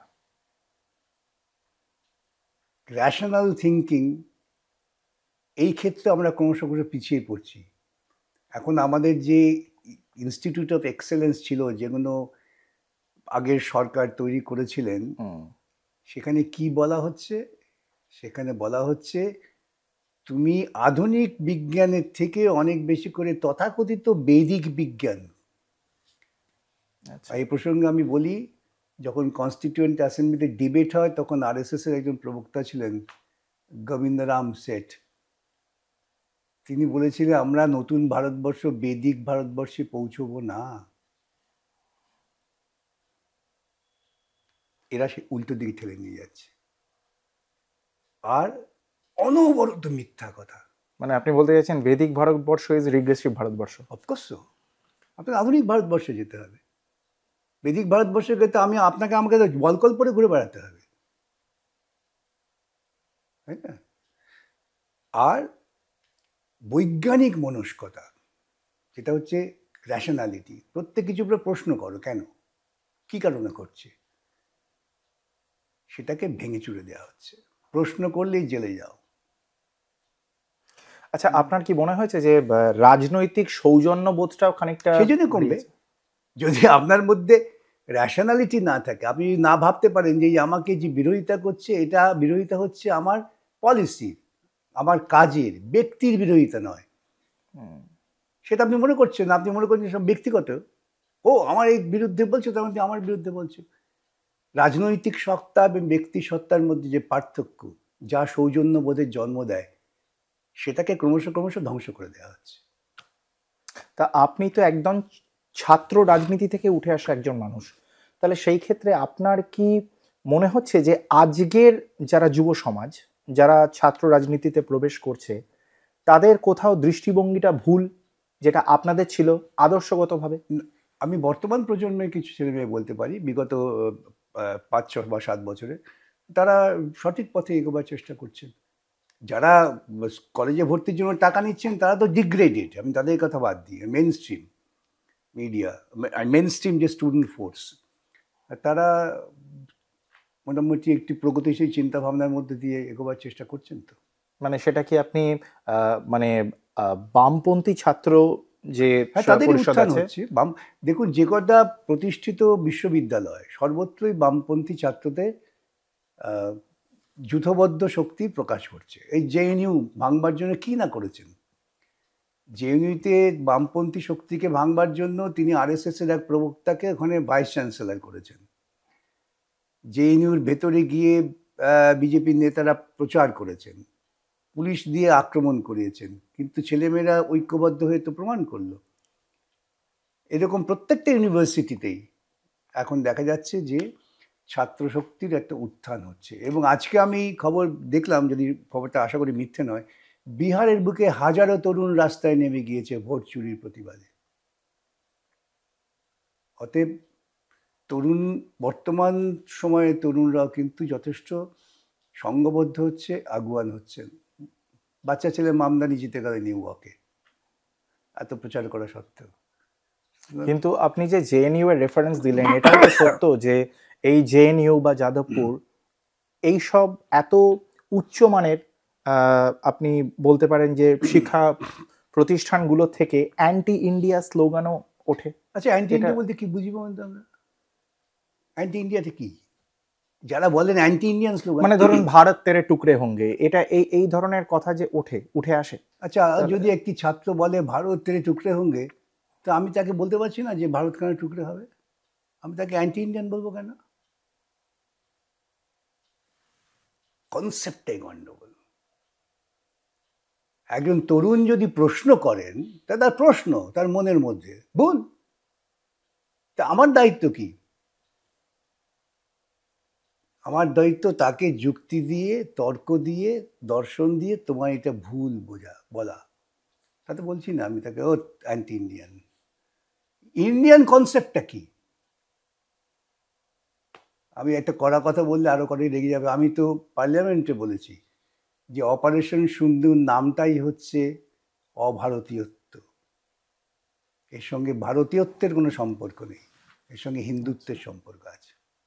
এটা বললে আমি অ্যান্টি ইন্ডিয়ান? আমি pro Indian, they are anti Indian. আমার যে কোনো ছাত্র যদি বলে, তাহলে বলবো he is pro Indian, you are anti Indian. কিন্তু আপনার গোভক্ষণটাও যেরকম একটা প্রতীক ছিল শুধুমাত্র, আপনি আমি জানি না আপনি ব্যক্তিগত জীবনে বাড়িতে সেই মাংস খান কিনা, যাই হোক সেটা সম্পূর্ণ আপনার ব্যাপার, এই বিষয়ে আপনার সমালোচনা করার কোনো জায়গায় থাকে না। কিন্তু আপনার মনে হয় না কি যে এই যে সিন্দুর কথাটাকে ব্যবহার করা হয়েছে, এটাকেও কোনো একটা কারণে ব্যবহার করা হয়েছে, তার কারণ সেইখানে ধর্ম জিজ্ঞেস করে করে হত্যা করা হয়েছে? কে জানলো ধর্ম জিজ্ঞেস করে হত্যা করেছে? আমার ফার্স্ট কোয়েশ্চেন। যারা সেটাকে সার্ভাইভ করেছে তারাই তো এসব বলেছে না? ওদের বাঁচাবার জন্য মুসলিম, আমি তাকে মিট করেছি কাশ্মীরে। হ্যাঁ, তাও তো সত্যি। মানে এখানে তাহলে মানে জওয়ান মুসলিম জওয়ানও ছিলেন, তিনিও প্রোটেক্ট করেছিলেন আমাদের। ভারত বললে সেখানে হিন্দু, মুসলমান, বৌদ্ধ, খ্রিস্টান পরিচিতি হয় না। তুমি ভারতবাসীকে খণ্ডিত করছো একটা নির্দিষ্ট সংকীর্ণ উদ্দেশ্য নিয়ে। সেটা বরং আমার মতে ভারতীয়ত্বহীনতা। আমি অ্যান্টি ইন্ডিয়ান বলছি অ্যাকচুয়ালি একটা সদবা স্ত্রীর প্রতীক না। তাহলে যেহেতু তাদেরকে বিধবা করা হয়েছে সেই কারণে ভারতবর্ষের সব নারী সিঁদুর পরে না। আমার স্ত্রী কোনোদিনও সিঁদুর পরেননি। এরকম বহু মানুষ আছেন যারা সিঁদুর পরেন না। একটা নির্দিষ্ট ধর্মীয় গোষ্ঠীকে তুমি প্রতীক করছো, এবং প্রতীক করছো বলেই যে মেয়েটা অন্য সম্প্রদায়ের কিন্তু আমাদের সেনাবাহিনীর নেতৃত্বে, তাকে গালাগালি শুনতে হচ্ছে। আচ্ছা, এই যুক্তিসঙ্গতভাবে যদি বিশ্লেষণ, আবেগ অন্য জিনিস। আবেগে আপনি অনেক কিছু করতে পারেন, আবেগে গিয়ে আপনি দৌড়ে দেওয়ালে মাথা ঠুকতে পারেন, তাতে তো আপনার দরজা খুলবে না। আমাকে ভাবতে হবে যুক্তি দিয়ে, তর্ক দিয়ে। আর ভারতবর্ষ হচ্ছে একটা মহামানবের সাগর তীর। এখানে কে নেই বলুন তো? কলকাতা শহরে ম্যাসিডোনিয়ার মেয়র এসে দেখেছেন সিনাগগ তা পরিষ্কার করছে, সেবা যত্ন করছে, রক্ষা করছে মুসলিম। তিনি নিজে আমাকে বলেছেন এসে, যে আমি অবাক হয়ে গেলাম মিস্টার ভট্টাচার্য, না, this is India, this is Calcutta. তিনি নিজে ধর্ম বিশ্বাস করেন যে কোনো ধর্মীয় স্থানই তার কাছে পবিত্র। তাদের মধ্যে বিভাজন, সাধারণ মানুষের মধ্যে বিভাজনটা নিয়ে আমি এনে দিচ্ছি। 2008 সালে একটা পরমাণু চুক্তি, কংগ্রেস শাসনে একটি পরমাণু চুক্তির থেকে বামপন্থীরা তাদের সমর্থন প্রত্যাখ্যান করেছিল। 2008 সাল থেকেই কিন্তু দেখা যেতে পারে যে বর্তমান যারা শাসক দল রয়েছেন তাদের উত্থান, তাহলে সেই ক্ষেত্রে আমরা 2025-এর প্রেক্ষাপটে দাঁড়িয়ে দেখতে পারি যে 2008 সালে ক্রমাগত মানে পার্টিকুলারলি এই সিদ্ধান্তের পর থেকে যারা বর্তমান শাসক দল তখনকার বিরোধী দল তাদের উন্নতি হলো, কিন্তু বামপন্থীরা আস্তে আস্তে আস্তে আস্তে পশ্চিমবঙ্গের রাজনীতি থেকে প্রায় বিলুপ্তির পথে চলে আসছে। সেই জায়গাটা যদি আপনি প্রথম কথা, পশ্চিমবঙ্গের রাজনীতি থেকে বামপন্থীরা বিলুপ্তির পথে যাচ্ছে, এটা একটা ভুল ধারণা। তার কারণ দেখবেন আজকে যে কোনো রাজনৈতিক দল তারা বামপন্থীদের বিরোধিতা না করে কোনো কথা বলছেন না।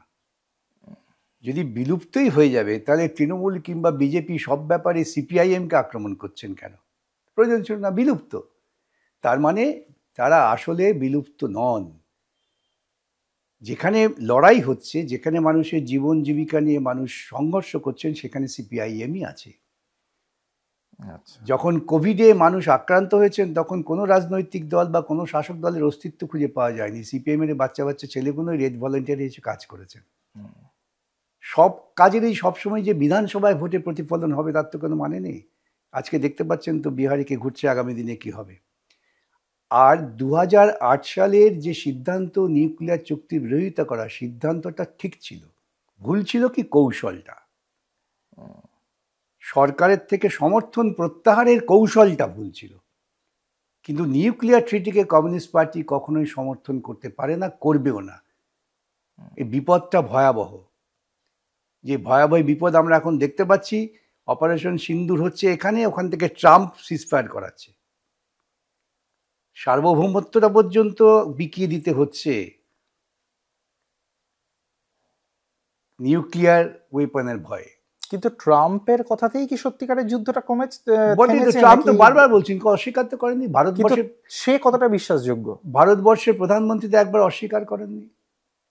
আমার এই যে বক্তব্য, ভারতবর্ষের প্রধানমন্ত্রী যদি ধমকে বলতেন যে আপনি এক কথা কেন বলছেন, আপনার এটা আপনি তো করেননি, ট্রাম্প একবার বলেননি, দুবার বলেননি। কিন্তু ভারতবর্ষ থেকে কি তা বলা হয়নি? অনেকেই তো তা বলেছে। কখনোই বলেনি। ভারতবর্ষের যারা পরবর্তীকালে সেনাবাহিনীর প্রধান তিনি বলছেন তার কথার কোনো গুরুত্ব নেই। একটি দেশের রাষ্ট্রপতি বলছেন, তার জবাবটা ওই লেভেল থেকে হওয়া উচিত, হলে তাৎক্ষণিক হওয়া উচিত। 1 মাস পরে 3 মাস পরে শুধু সেটা বড় কথা না। আমি আবার বলি, নিউক্লিয়ার ডিল সম্পর্কে সিদ্ধান্ত ঠিক ছিল, কৌশলগত ভুল ছিল, সেটা হচ্ছে সমর্থন প্রত্যাহার করা। এটা তো আজকে আমরা সকলেই স্বীকার করি, পরবর্তীকালে পার্টিও এটা স্বীকার করেছেন। তৃণমূলের উত্থান হয়েছে কিন্তু সম্পূর্ণভাবে আরএসএস এর কার্যক্রমে। আরএসএস তারা চেয়েছিলেনই পশ্চিমবঙ্গের মাটিতে তাদের শক্তি প্রতিষ্ঠিত করতে গেলে পরে বামপন্থীদের বিরুদ্ধে সরাসরি লড়তে গেলে একটা বামপন্থী ভাবমূর্তি তৈরি করে কাজে নামাতে হবে। এবং সেই কথা আজকে সত্য প্রমাণিত হয়ে যাচ্ছে। কয়েকদিন আগে শ্রমিক সত্য কথাই বলে ফেলেছে যে লেবার রুমে যদি আদানি ঠিকই, আদানি, আদবানি এবং বাজপেয়ী না থাকতেন তৃণমূলের জন্ম হতো না। তৃণমূল কিন্তু এটা অস্বীকার করেনি। আপনাকে প্রত্যেকটা কোরিলেট করতে হবে। এবং আরএসএস এর যে কটা কর্মসূচি, তার প্রাথমিক কর্মসূচি হচ্ছে কমিউনিস্ট বিরোধিতা এবং ধর্মের সঙ্গে রাজনীতির একটা মিশেল করে দাও। এটা মমতা যেভাবে সাফল্যের সঙ্গে এখানে করেছে পশ্চিমবঙ্গে, তা বিজেপির কোনো পরিচিত মুখ করতে পারতেন না। একমাত্র মুখ্যমন্ত্রী যিনি ঘোষণা করেন সদর্পে যে শ্রমিকদের ধর্মঘট করতে দেব না, যেটা সবচেয়ে বেশি উল্লসিত হয় মালিকেরা, এবং মালিকদের মুখ্য প্রতিনিধি হচ্ছেন আরএসএস। কমিউনিস্ট বিরোধিতা আর ধর্মের সঙ্গে রাজনীতির এত সুন্দর মিশেল আর কেউ করতে পারত না। সরকারি টাকায় মন্দির হচ্ছে, ভাবা যায়। প্রথম যখন ইমাম ভাতা দেয়, আমরা হাইকোর্টে মামলা করি, আজকে লোক খালি চাকরি নিয়ে বলছে। এবং আমার বিরুদ্ধে ইলেকশন ক্যাম্পেইন কী হচ্ছিল জানেন? তৃণমূল এবং বিজেপি একসাথে গিয়ে গ্রামে গ্রামে তৃণমূলীরা বলছেন উনি ইমাম ভাতা বাতিল করেছেন, মুসলিমদের বলছে, আর বিজেপি বলছে উনি গরু খেয়েছেন। দুজনে মিলটা দেখতে পাচ্ছেন তো এক জায়গায়। এটা আমার নিজের নির্বাচনী অভিজ্ঞতা থেকে বলছি। কিন্তু দুটোই তো সত্য। দুটোই সত্য এবং আমি তার জন্য গর্বিত। দুটোইতে আমি গর্বিত, আমি কুণ্ঠিত নই। ইমাম ভাতা দিয়ে তিনি যখন চালু করলেন বিভাজনটা কেমন হলো, তখন সেদিনই যখন সওয়াল করছি কালীঘাটের কিছু পুরোহিত, আমি কালীঘাটের ছেলে, বলল এবার আমাদের পুরোহিত ভাতার জন্য লড়তে হবে। বিভাজন তো শুরু হয়ে গেল, বুঝতে পারছেন তো? এবং আজকে সরকারি টাকায় মন্দির, দুর্গাপূজা কমিটিকে টাকা দিচ্ছিল, এই নিয়ে আমি মামলা করেছি, মামলা এখনো পেন্ডিং আছে, ডিসাইড হয়নি। আপনারা ভাবতে পারেন উড়িষ্যাতে বিজেপি গভর্নমেন্ট এবার তৃণমূলকে দেখে বিজেপি দুর্গাপুজোর টাকা দিয়েছে, অর্থাৎ ওরাই তো আমাদের কর্মসূচিকে কার্যকর করছে। সুতরাং তৃণমূলের উত্থানের পেছনে আরএসএস এবং তার সমস্ত প্রোগ্রামগুলো আরএসএস মনিটর্ড। সিপিএম কি সিদ্ধান্ত নিয়েছে তার উপরে তার উত্থান নির্ভর করেনি। মানুষের মধ্যে একটা বিষয় নিয়ে খুব আলোচনা হয়, যা প্রায়ই শোনা যায়, সেটা হলো যে সিপিআইএম যারা, বিশেষ করে যারা বামপন্থী কর্মী যারা বা বামপন্থাকে যারা বিশ্বাস করে বা ফলো করে, তাদের মধ্যেও এই বিষয়টা শোনা যায় যে যারা ইয়াং লিডার্স বামপন্থীদের মধ্যে, তাদেরকে অতটা ক্ষমতা দেওয়া হয় না, বা ক্ষমতার কেন্দ্রীকরণ শুধুমাত্র যারা উঁচুতে বসে রয়েছে, যারা মাথার ওপর বসে রয়েছে তাদের মধ্যেই থাকে। তারা যারা ইয়াং লিডার্স, আপকামিং লিডার্স, তাদের হাতে অতটা লিবার্টি বা অতটা পাওয়ার দেওয়া হয় না। এটা কেন? এটা হচ্ছে প্রচার মাধ্যমের একটা কৌশলী প্রচার। কমিউনিস্ট পার্টিতে কোনো ক্ষমতা কোনো কারো কাছে কেন্দ্রীভূত হওয়ার কিছু নেই। কমিউনিস্ট পার্টির স্ট্রাকচার বোঝেন, সেটা হচ্ছে সেন্ট্রাল কমিটি, তারা বিভিন্ন এলাকা থেকে নির্বাচিত হয়ে যান। সেই সেন্ট্রাল কমিটি নির্বাচন করে পলিট ব্যুরো, পলিট ব্যুরো তারা রাজনৈতিক সিদ্ধান্ত নেন, সেই সিদ্ধান্ত কার্যকর করে বিভিন্ন ইউনিট অনুযায়ী। এই বিভিন্ন এলাকায় যারা কাজ করছেন তারা কি ইয়াং না, সব বৃদ্ধ নাকি? পলিট ব্যুরোতে যখন সীতারাম ইয়েচুরি, প্রকাশ কারাত, বিমান বোসকে নেওয়া হয় তখন তারা কি বৃদ্ধ ছিলেন নাকি? তারা তো ইয়াংই ছিলেন। আসলে এগুলো, এই ন্যারেটিভগুলো তৈরি করতে হয়। তার কারণ হচ্ছে একজন নেতা অভিজ্ঞতার মধ্য দিয়ে যখন মানুষের কাছে গ্রহণযোগ্য হয়ে যাচ্ছেন, তখন তার গ্রহণযোগ্যতাকে আমি কোনোভাবে আক্রমণ করতে পারছি না। তাহলে আক্রমণটা কি? আর ওর তো বয়স হয়ে গেছে, তরুণরা কই? আজকে তো কত তরুণ রাস্তায় আছে। সুতরাং এইগুলো, এই ন্যারেটিভগুলো তৈরি করা হয় খুব পরিকল্পিত উপায়ে। আবার দেখবেন তরুণরা যখন কাজ করতে গিয়ে ভুল করবে, যদি ভুল করে, বলবে এই তো বুড়োরা ঘরে বসে আছে, আলিমুদ্দিনে বসে চা খাচ্ছে, আর এই ছেলে মেয়েগুলো রাস্তায় মার খাচ্ছে। এটাও ওকে, এটাও লোকে বলে, তাই না? কিন্তু অ্যাকচুয়ালি কি তাই নয়? আদৌ নয়। দেখছেন না তরুণরা প্রত্যেকটা জায়গায়। আবার বলে আমাদের স্ট্রাকচারটা বুঝতে হবে। আমাদের কিন্তু আমি আমার ভাইপোকে, আমার ভাইজিকে বসিয়ে দিলাম, সব চলে না। এখানে প্রত্যেকটা কর্মীকে নিচের তলা থেকে তার কার্যক্রমের মধ্য দিয়ে উপরে উঠতে হয়। তাতে হয়তো কোথাও কোথাও 19-20 পার্থক্য হতে পারে। আমার মনে হতে পারে যে এ বেটার, আপনার মনে হবে ও বেটার, সেসব হতে পারে। সেগুলো মানবিক ধর্মের বিশেষ বিশেষ ত্রুটি, সেটা বড় কথা নয়। কিন্তু সামগ্রিকভাবে নীতিগত দিক থেকে কমিউনিস্ট পার্টিতে ক্ষমতা কেন্দ্রীভূত করার কোনো ব্যাপার নেই। সিদ্ধান্ত এক জায়গায় হয়, কার্যকর হয় কালেকটিভলি। আচ্ছা, বর্তমান শাসক দল যারা এখন শাসন করছেন, তারা ক্ষমতায় এসেছেন 2011 সালে। কিন্তু আপনাদের দলের যারা পুরনো কর্মী, যারা প্রায় ধরুন 2011 সাল থেকে 2019 সাল অবধি তারা নিরলস পরিশ্রম করেছে, স্ট্রাগল করেছে, কিন্তু কোথাও তাদের দেখা যাচ্ছে যে তাদের দল থেকে বহিষ্কার করে দেওয়া হয়েছে, বা তারা নিজেরাই ফ্রাস্ট্রেটেড হয়ে দল থেকে বেরিয়ে গেছে। উল্টো দিক থেকে আমরা এরকমও দেখতে পেয়েছি যে শুধুমাত্র লবিবাজির জন্য, শুধুমাত্র তোষামদির জন্য এরকম নতুন নতুন অনেক মানুষই কিন্তু দলের মধ্যে স্থান পেয়ে গেছেন, অথচ পুরনো কর্মীরা তারা দল থেকে আস্তে আস্তে বেরিয়ে যাচ্ছেন মনের দুঃখ নিয়ে। তা এই ব্যাপারে না, এটা দেখুন, একটা প্রক্রিয়া। পুরনো কর্মীরা যারা দল থেকে বেরিয়ে যাচ্ছেন তাদের মধ্যে খুব কমই হয়তো ব্যক্তিগত হতাশার কারণে কিংবা প্রবল সন্ত্রাসের মুখে দাঁড়িয়ে অনেকে টিকতে পারেননি, এটা ঘটনা। আমি তো 2011-র পর বিভিন্ন জায়গায় ঘুরে ঘুরে বেরিয়েছি, প্রকৃতপক্ষে আমি দেখেছি। অধিকাংশই যেটা আমার কাছে বলতেন তারা, যে এত প্রবল সন্ত্রাসের মুখে আমরা দাঁড়াতে পারছি না, ভয়ে চাপে আত্মসমর্পণ করেছেন, কেউ বসে গিয়েছেন থ্রেটের সামনে, এবং সেই থ্রেটের মোকাবিলা আমরা সংগঠিতভাবে করতে পারিনি, এটা ঘটনা। এবং সেই ঘটনার সুযোগও তো শাসক দল পেয়েছে। অতএব এইটাকে আমি একেবারে তাদের পরিকল্পিত করে বসিয়ে দেওয়া হয়েছে, এটা ভুল কথা, সেটা ঠিক নয়। এইরকম চাপের মুখে অনেকে সরে গিয়েছেন, অনেকে ভেবেছেন যে আমাদের উপর আক্রমণ হচ্ছে, পার্টি আমাদের পাশে দাঁড়াতে পারলো না, এটাও আমাকে অনেকে বলেছেন। আপনি আসছেন, আমি তো গেলে প্রায় একাই যেতাম, পার্টি অঞ্চলের নেতারা তো আমাদের কাছে আসেনি, এটা ধরনের ক্ষোভ আছে, এই বাস্তবটাকে তো অস্বীকার করে লাভ নেই। কিন্তু আরেকটা কথা বললেন লবিবাজি, তার লবিবাজি না, যাতে ইয়াং আসছে, আবার বললাম 19-20 পার্থক্য হতে পারে। আমার মনে হতে পারে যে এই ছেলেটি অনেক বেটার, আরেকজনের মনে হয় না ও বেটার। এই দুজনের ক্ষেত্রে তুলনামূলকভাবে হয়তো একজন জায়গা পেলে আরেকজন মনে করলেন আমি লবিবাজির জন্য বাদ হয়ে গেলাম, এটা হতে পারে। আর এবার আমাদের সেন্ট্রাল কমিটি নির্দিষ্ট করে সিদ্ধান্ত নিয়েছে একটা বয়সের পর সকলকে সরে যেতে হবে। আচ্ছা, আপনারা দেখবেন যে আমাদের পলিট ব্যুরো থেকে এক ঝাঁক তাদের সরে যেতে হয়েছে, নতুন আনতে হয়েছে। সে একটা নতুন অর্গানাইজেশন স্ট্রাকচার করা হচ্ছে, সেই জন্যই কারো কারো মনে হতে পারে।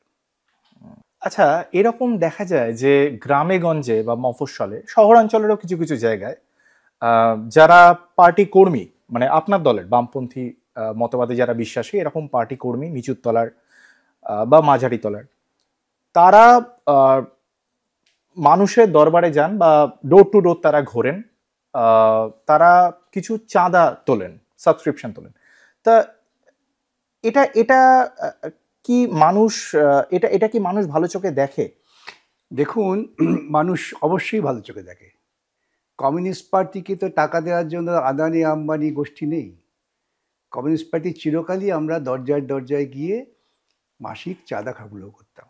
আমি আমার কথা বলতে পারি, আমি যখন ছাত্র যুবসী এলাকায় কাজ করতাম, প্রত্যেক বাড়িতে এমন হয়েছে, অনেক বাড়িতে আমার গলা শুনে ও এসছে, ওকে 4 আনা পয়সা দিয়ে দে, এরকম হয়েছে। তো 4 আনার কুপন ছিল, 8 আনার কুপন ছিল, 1 টাকার কুপন ছিল, এখন হয়তো 5 টাকা 10 টাকার কুপন হয়েছে। এবং আমরা মাঝে মাঝেই পার্টির প্রয়োজনে সংগ্রহের জন্য কৌটো নিয়ে ঘুরে বেড়াতাম, যে না আমাদের বলা হয় কৌটোনারা পার্টি।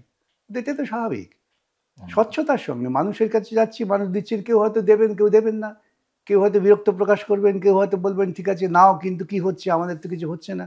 এতে পার্টির ভাবমূর্তিটা কিছুটা এতে নষ্ট হচ্ছে না? পার্টির ভাবমূর্তি বাড়ে, যে এরা অন্ততপক্ষে পার্টি চালাবার জন্যে আমাদের কাছে এসে, গরিব মানুষের কাছে এসেই পয়সা নিচ্ছেন, গোপনে কারো কাছ থেকে টাকা নিচ্ছেন না। এবং এভাবেই জনসংযোগ বাড়ে। বহু এলাকায় এই জনসংযোগটা কমে যাওয়াটার ফলেই কিন্তু মানুষের থেকে আমরা বিচ্ছিন্ন হয়ে গিয়েছিলাম। এইভাবে জনসংগ্রহ যদি হতে থাকে ধারাবাহিকভাবে, তাহলে দেখবেন মানুষ যে 4 আনা পয়সা দেয়, সে কিন্তু 4 বার জিজ্ঞাসা করে তোমাকে আমি দেবো কেন। তার মধ্য দিয়ে আমাদের একটা যোগাযোগ তৈরি হয়, এবং এটাই চিরকালে কমিউনিস্ট পার্টির পদ্ধতি। সেই জন্যই আমরা পরিচিত কৌটোনারা পার্টি। এখনো দেখবেন আমাদের বিমান বসু, এই বৃদ্ধ মানুষটা বিভিন্ন জায়গায় ঘুরে বেড়াচ্ছেন। বিমানদার বিরুদ্ধে যখন কন্টেম্প্ট হলো, সুপ্রিম কোর্টে মামলা করতে যাচ্ছি, বিমানদা বললেন আমি তো পার্টির থেকে পয়সা নেবো না, আমি রাস্তায় দাঁড়িয়ে ভিক্ষে করবো, যে আমার বিরুদ্ধে কন্টেম্প্ট হচ্ছে, আমাকে 1 টাকা দিন। তিনি করেছেন। দিল্লির বুকে যখন মামলা করতে গিয়েছি আমি, তখন তিনি একটা লাল বালতি নিয়ে ওখানে সভা করে বলছেন এই হয়েছে, আমার বিরুদ্ধে কন্টেম্প্ট হয়েছে, মামলা চালাবার খরচা দিন, আমার তো পয়সা নেই। এতে আমরা গর্বিত, এতে লজ্জিত নই। আচ্ছা, বামপন্থীদের মধ্যে দেখা যায় যে সেটা উঁচু স্তরের নেতা হোক, মাঝারি হোক বা নিম্ন স্তরের নেতারাই হোক, তারা নানান ধরনের বিখ্যাত ব্যক্তিত্বদের তারা উদাহরণ দেন। ফিদেল কাস্ট্রোর উদাহরণ দেন, চে গুয়েভারার উদাহরণ দেন, কিন্তু তাদের মুখ থেকে নেতাজির নামটা কিছুতেই শোনা যায় না। এরকম কেন? এই গপ্পটা আপনাকে কে দিল, কোথায় পেলেন? নেতাজিকে একটা সময় বলা হয়েছে তোজোর কুকুর। আচ্ছা ঠিক আছে, এটা বললেন তো, আমি আগে একবার ব্যাখ্যা দিয়েছি। কখন তোজোর কুকুর বলা হয়েছে, সময়টা কি? দ্বিতীয় বিশ্বযুদ্ধ চলছে, হিটলারের ফ্যাসিস্ট দিক একদিকে, আরেকদিকে সমাজতান্ত্রিক সোভিয়েত রাশিয়া। রবীন্দ্রনাথ অসুস্থ মানুষ, তখন তিনি বারবার জিজ্ঞাসা করছেন যে সোভিয়েতের পরাজয় হচ্ছে না জয় হচ্ছে। শেষ মুহূর্তে যখন তিনি জানতে পারলেন যে সোভিয়েত জিতেছে, হিটলার হেরে গেছে, তখন রবীন্দ্রনাথ প্রায় মৃত্যুশয্যায় তিনি খুশি প্রকাশ করলেন। কেন, ফ্যাসিবাদ বিরোধী যে মঞ্চ, আন্তর্জাতিক মঞ্চ হয়েছে, তার অন্যতম আহ্বায়ক ছিলেন রবীন্দ্রনাথ। নেতাজি সুভাষচন্দ্র বসুকে এখান থেকে পার করে দেওয়ার দায়িত্ব নিয়েছিলেন কমিউনিস্টরা। তিনি প্রথমে স্ট্যালিনের কাছে যান, কিন্তু স্ট্যালিন বলেন এই অবস্থা আমার পক্ষে সম্ভব না যে জায়গায় আছি। তখন তিনি হিটলারের কাছে যান। হিটলার তাকে পরামর্শ দেন তোজোর সঙ্গে যোগাযোগ করতে। ওই অক্ষে তোজোর সাহায্যে তিনি তাঁর মাথা পরিষ্কার ছিল যে আমি ভারতবর্ষকে মুক্ত করব। সেই সময় কমিউনিস্ট পার্টি তাকে তোজোর কুকুর বলেনি। এরকম কিছু উৎপটকার লোক তারা বলেছেন, কিন্তু কমিউনিস্ট পার্টি পরবর্তী সময় স্বয়ং জ্যোতি বসু বলেছেন যে নেতাজি সম্পর্কে আমাদের ভুল মূল্যায়ন ছিল, তাকে আমরা সবচেয়ে বড় দেশপ্রেমিক মনে করি। যারা বলেন হলো অর্ধসত্য প্রচারে ভেসে আসে। নেতাজি সম্পর্কে আমাদের মূল্যায়ন খুব স্পষ্ট। নেতাজি তার দেশপ্রেম নিয়ে, তার আত্মত্যাগ নিয়ে আমাদের কোনো প্রশ্ন নেই, বরং কমিউনিস্টরাই তাকে সাহায্য করেছিলেন যখন তিনি এলগিন রোড থেকে চলে যান পেশোয়ার হয়ে আফগানিস্তানের ওপর দিয়ে। কমিউনিস্ট কর্মীরা তাকে বার করে দিয়েছিলেন, কিন্তু তার ওই সিদ্ধান্তটাকে তখন মনে হয়েছিল যে এটা ফ্যাসিবাদকে সমর্থন করছে। তোজো ফ্যাসিবাদের একজন অন্যতম নায়ক ছিলেন। বুঝতে পেরেছেন ব্যাপারটা? এই আপনার স্টাডিতে আমি দেখতে পেলাম যে অনেক রবীন্দ্র রচনাবলী রয়েছে। আমি এটা অ্যাজিউম করছি যে আপনি রবীন্দ্রনাথ পড়তেও পছন্দ করেন। আমি সমস্ত পড়তে পছন্দ করি, কিন্তু রবীন্দ্রনাথ একটা ভিন্ন স্তরের। রবীন্দ্রনাথকে যত পড়বেন বা আমি যত পড়ি, তত আমার মনে হয় যে এই মানুষটার গভীরতা অতল সমুদ্রের মতো। যে মানুষটা শুরু করেছিলেন উপনিষদ দিয়ে, সেই মানুষটা শেষ করছেন যেখানে চাষা চাষ করছে, যেখানে মজুর পথ তৈরি করছে। এই যে উত্তরণ, যে মানুষটা বারবার বলছেন যে মানুষের থেকে বড় কিছু হয় না, যে মানুষটা সোভিয়েত ঘুরে এসে বলছেন যে এইরকম একটা নতুন দেশ দেখতে পেলাম, আমার জীবনের স্বপ্ন পূরণ হচ্ছে, যে মানুষটা ফ্যাসিবাদের বিরুদ্ধে মৃত্যুসজ্জায়, যখন শুনলেন যে হিটলার পরাজিত হয়েছেন তিনি আনন্দে উদ্বেলিত হলেন, তাকে তো পড়তে হবে। তাকেই যখন বুর্জোয়া কবি বলা হয়। কে বলেছে বুর্জোয়া কবি বলুন? আবার আর একটা প্রশ্ন, বুর্জোয়া কবি কে বলেছে? কমিউনিস্ট পার্টি বলেছে? অদ্ভুত ব্যাপার। ভবানী সেন তখন তিনি কমিউনিস্ট পার্টির একজন নেতা, তিনি একটি প্রবন্ধে লিখেছিলেন, কিন্তু পরবর্তীকালে তিনি নিজেই সংশোধন করে বলেছেন যে না, এটা ভুল। তিনি অনেক বড় মানবতাবাদী কবি, কারণ আপনি পুরোটা পড়লেন না, ওইটুকু। আর তাছাড়া বুর্জোয়া কবিটা তো গালাগাল নয়। বুর্জোয়া কবিটা এই গালাগালি নাকি? বুর্জোয়া সাহিত্যিক আছেন না তো। বুর্জোয়া কবিটা কোনো অপবাদ নয়, কিন্তু ভুল মূল্যায়ন। আমি বলি, রবীন্দ্রনাথ ছিলেন মানবতাবাদী কবি। সাধারণ মানুষের জন্যেই তার বিভিন্ন লেখা বিভিন্ন সময় বেরিয়ে এসেছে, এবং সেটা ভবানী সেন পরবর্তীকালে নিজেই স্বীকার করেছিলেন। এইসব তো ওই যে বললো ভাসিয়ে দাও, ভেসে যাক কথা প্রচার মাধ্যমে ঘুরতে ঘুরতে ঘুরতে ঘুরতে, জানবে না পরবর্তী প্রজন্ম, তারা মনে করবে। কিন্তু একদিকে লেনিন আর আরেকদিকে রবীন্দ্রনাথ, দুজনের মধ্যে আপনাকে যদি বাঁচতে বলা হয়? রবীন্দ্রনাথ শিল্পী, দার্শনিক। লেনিন একজন মার্কসিস্ট অ্যাক্টিভিস্ট, তিনি তো নতুন দেশ তৈরি করেছেন। দুজনেই সমান্তরালভাবে শ্রদ্ধেয়, কেউ কারোর থেকে বড় ছোট প্রশ্ন আসে না। আপনার ঘরে দেখলাম একটা বিরাট বড় চে গুয়েভারার ছবি রয়েছে, মানে খুব ইন্সপায়ার্ড হয়েছে নিশ্চয়ই তার দ্বারা। এইরকম আন্তর্জাতিক মানুষ, আত্মত্যাগী মানুষ খুব কম দেখা যায়। সে জীবনাবলী যদি আপনারা দেখেন, তখন অনন্য জীবনাবলী। এবং আমার সৌভাগ্য হয়েছিল যখন আমি কিউবাতে গিয়েছিলাম ফিডেল কাস্ট্রোর বক্তৃতা শোনায়, সেখানে ফিডেল কাস্ট্রো বলছেন, আমি আমার দেশের তরুণদের বলি, চেয়ের মতো ডাক্তার হও, গ্রামে গ্রামে ছড়িয়ে যাও। মোটরসাইকেল ডায়েরিজ দেখেছেন? ওই ছবিটা আমার দেখা হয়নি। চে গুয়েভারার ডায়েরি হ্যাঁ, পড়েছেন? হয়েছে। মানে ছাত্র রাজনীতি করার সময় তো নিশ্চয়ই তার দ্বারা ভীষণভাবে অনুপ্রাণিত হয়েছেন। বটেই তো। আমি গোটা বিশ্ব সেই দ্বারা অনুপ্রাণিত। এখনো তরুণ সমাজ তারা সেকে আইডল ভাবেন, এবং করে হওয়া উচিত। যে মানুষটা নিজের দেশের ওই ক্ষমতা ছেড়ে দিয়ে তিনি চলে গেলেন বলিভিয়াতে, ফিডেল কাস্ট্রো তাকে বারবার বলছে তুমি যেও না, তোমার এখানেই থাকো, অনেক বেশি প্রয়োজন। তো বলছে না, মুক্ত করতে হবে, যার বুকে 36টা গুলির মালা পরিয়ে দেওয়া হয়েছিল। কিন্তু আজকের যুব সমাজের কাছে সত্যি কি সে ইন্সপিরেশনাল, নাকি টি শার্টের একটা কোনো টি শার্টে লাগানো কোনো একটা স্টাইলিশ কোনো একটা ছবি। সেকে ব্র্যান্ড হিসেবে ব্যবহার করার জন্য ব্যবসায়ী পুঁজিপতিরা নিশ্চয়ই চেষ্টা করেছেন, তবু তাকে তো ব্র্যান্ড করতে হয়েছে।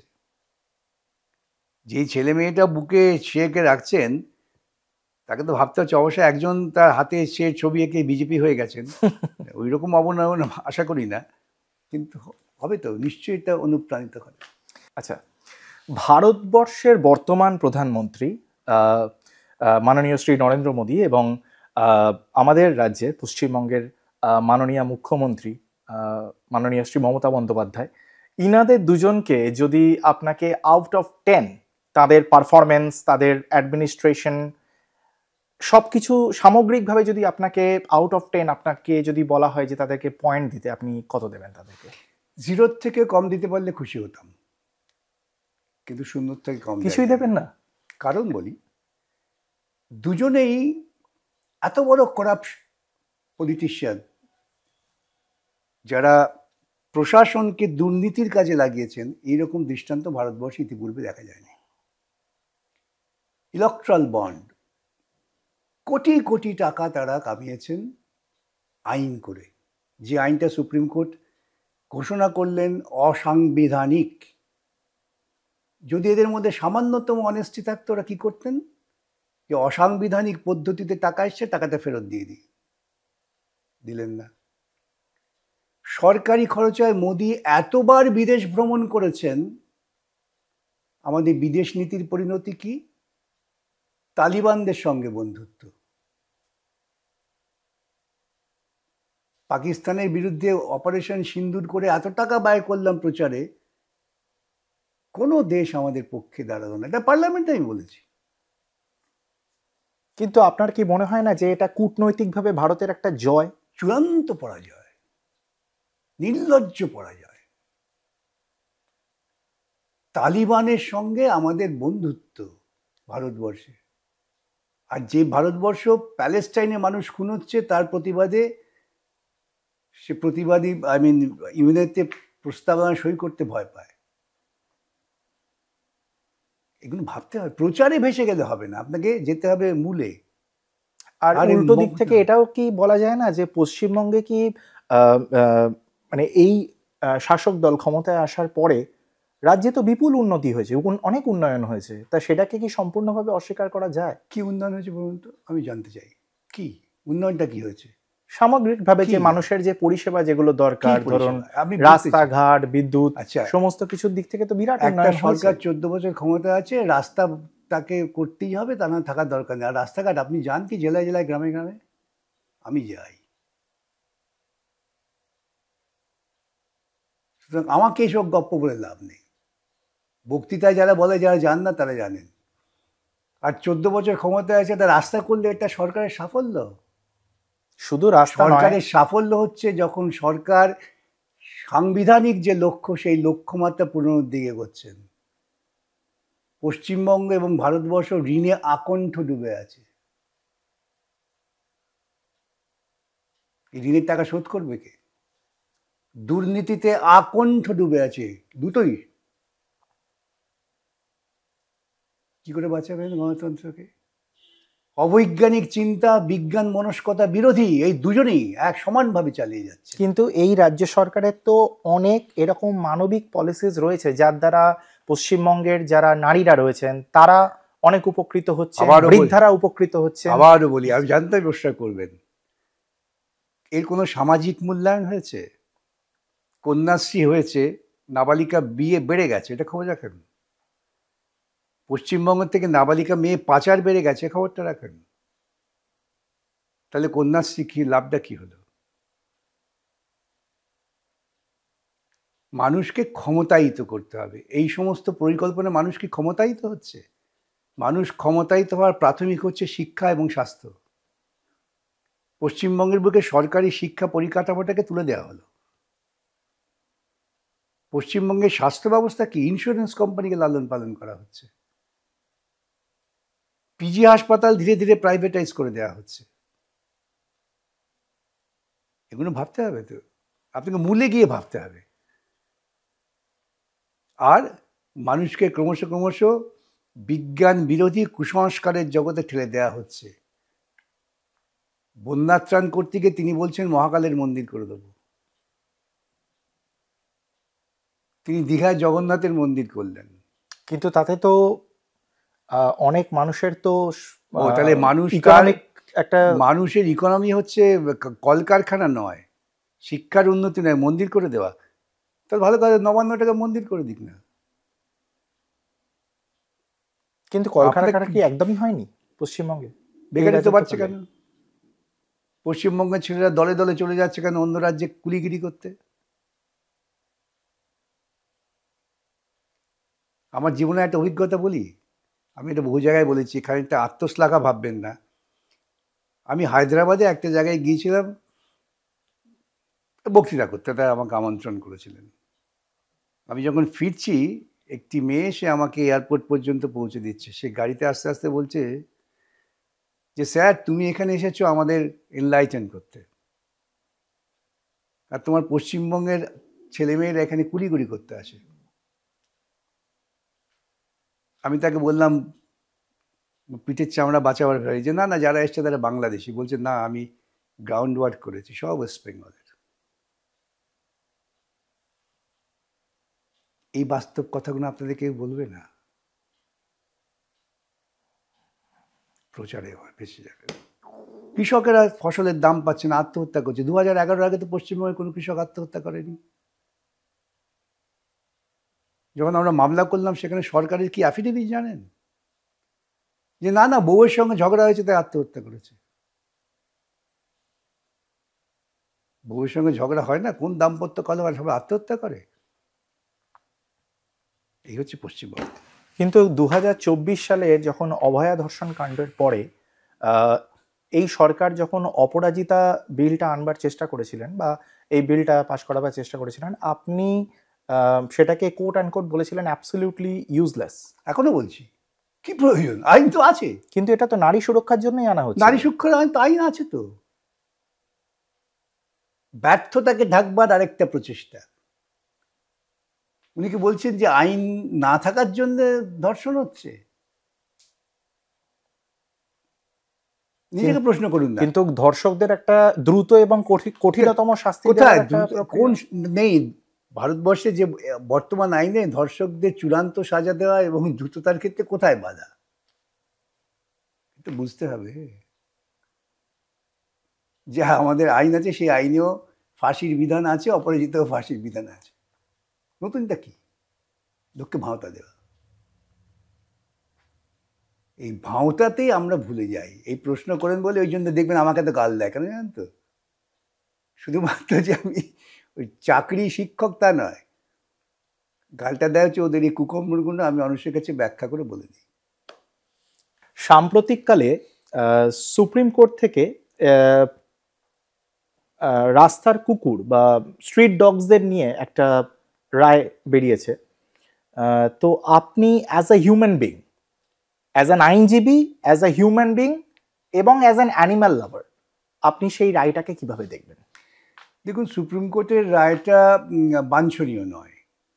প্রথম কথা হচ্ছে যে প্রশাসনিক ব্যর্থতা। রাস্তার কুকুররা যদি তারা র্যাবিজ হয়, প্রশাসনিক দায়িত্ব হচ্ছে তাদের নিয়ে গিয়ে অ্যান্টি র্যাবিজ ট্রিটমেন্ট করানো ইত্যাদি। সেখানে ব্যর্থতা হয়েছে, আর সেই ব্যর্থতার দায় বেচারা কুকুরদের ওপরেই যেন খড়গ নেমে এলো। এটা সুপ্রিম কোর্ট একটু অতিরিক্ত করে ফেলেছেন, বাড়াবাড়ি। না হলেই ভালো হতো। তো দর্শক, কেমন লাগলো আমাদের আজকের এই এপিসোডটা?